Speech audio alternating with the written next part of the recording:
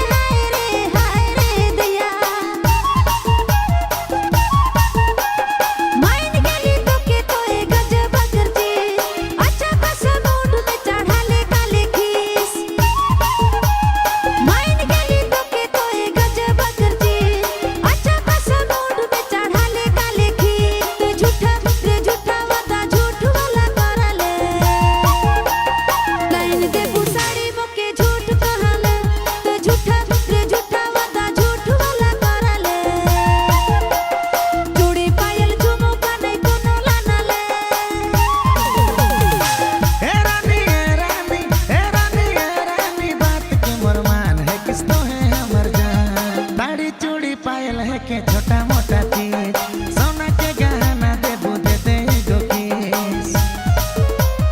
साड़ी चूड़ी पायल है के छोटा मोटा चीज सोना के गहना दे बुदे दे गो किस मोहर गाना रे गाना के रिलीज रानी होवे दे तो के थार में घुमाबू गाना हिट होवे दे।